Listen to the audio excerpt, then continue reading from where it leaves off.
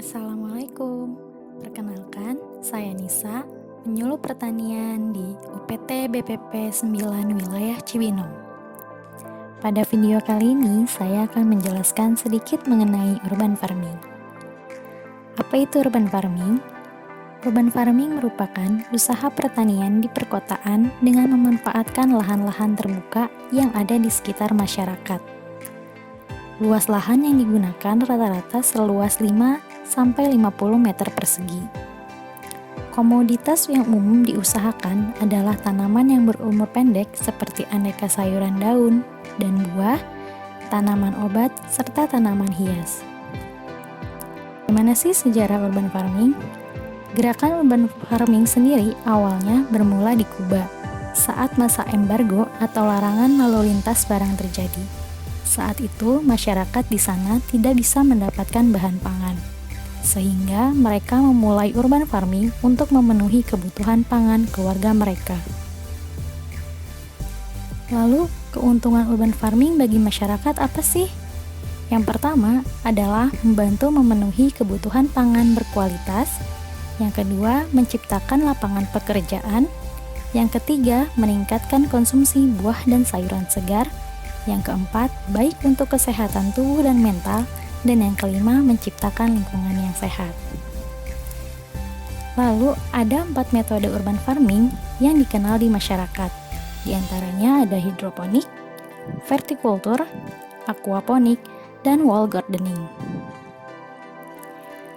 Untuk hidroponik, merupakan teknik budidaya tanaman, terutama jenis sayuran dan buah, tanpa menggunakan media tanam berupa tanah. Media tanam yang digunakan berupa rokul, sekam bakar, hidroton, atau pasir dengan menekankan pada pemenuhan kebutuhan nutrisi bagi tanaman.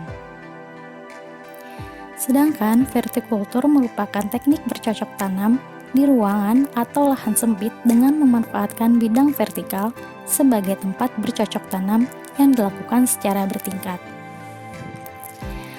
Lalu, untuk aquaponik adalah sistem pertanian modern yang mengkombinasikan antara cara budidaya hidroponik dan aquakultur. Artinya, metode bercocok tanam tanpa tanah pada hidroponik digabungkan dengan teknik pemeliharaan ikan yang dikembangkan dengan teknik aquakultur. Dan yang terakhir adalah wall gardening. Konsep dari wall gardening adalah taman yang dibuat secara tegak lurus atau vertikal dengan memanfaatkan ruang kosong seperti pada tembok atau dinding kosong, baik di dalam maupun di luar ruangan, yang saat ini banyak digunakan di tempat-tempat umum seperti restoran, hotel, dan lain-lain. Pada budidaya atau teknik hidroponik, hal yang perlu diperhatikan dalam budidaya ini adalah cahaya, oksigen, ketersediaan air, dan nutrisi. Inti dari teknologi hidroponik adalah pemberian larutan hara sebagai sumber makanan bagi tanaman di zona perakaran, di mana tanaman tersebut ditanam pada media tertentu dengan menggunakan air sebagai pengganti tanah. Selanjutnya adalah teknik vertikultur. Teknik vertikultur saat ini banyak diterapkan di wilayah perkotaan. Karena dengan teknik vertikultur, Anda bisa menanam 20-30 tanaman, bahkan lebih, pada lahan yang hanya berukuran 50 x 50 cm saja. Teknik vertikultur bisa dilakukan menggunakan berbagai macam wadah atau tempat media tanam, seperti pipa paralon, botol bekas, pot, polybag, atau wadah lainnya. Selanjutnya adalah aquaponik. Dalam sistem aquaponik, ikan dan tanaman dipelihara bersama-sama dan akan bersimbiosis mutualisme. Tanaman memperoleh media dan nutrisi dari air kolam dan limbah kotoran ikan. Sedangkan ikan mendapat media hidup di air yang bersih setelah dibersihkan oleh tanaman. Limbah kotoran ikan banyak mengandung zat amoniak yang dapat diubah oleh cacing dan mikroba di sekitar akar tanaman menjadi zat lain. Zat lain inilah sebagai nutrisi yang amat dibutuhkan oleh tumbuhan. Selanjutnya, air dialirkan ke kolam ikan, namun sebelum masuk ke kolam ikan, air yang mengandung kotoran ikan disaring dan sisa-sisa kotoran ikan itu akan digunakan lagi untuk menutrisi tanaman lain. Dan yang terakhir adalah wall gardening. Selain menambah estetika, wall gardening mempunyai banyak manfaat seperti meningkatkan suplai oksigen, mengurangi polusi udara, dan menahan panas matahari. Namun perlu diperhatikan kekuatan dinding sebagai struktur penopang wall gardening. Pemilihan media tanam juga penting untuk diperhatikan.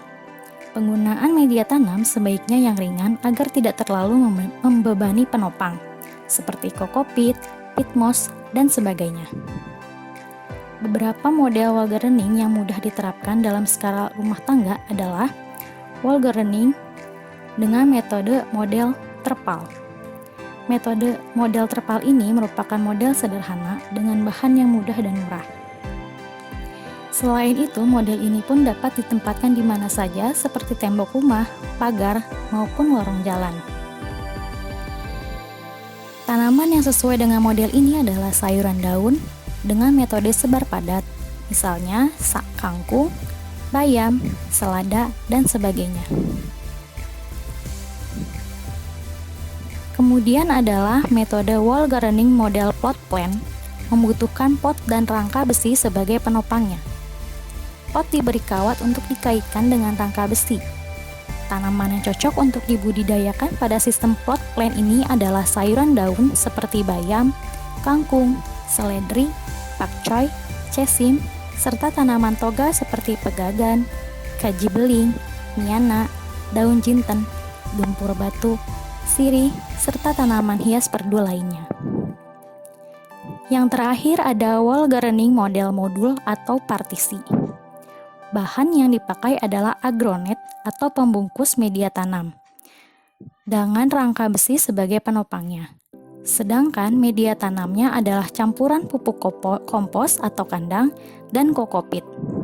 Sekian video penjelasan mengenai urban farming. Semoga informasi yang diberikan dapat tersampaikan dengan baik. Terima kasih telah menonton video ini. Jangan lupa untuk klik tombol subscribe, like, komen, dan share video ini. See you next time. Have a great day.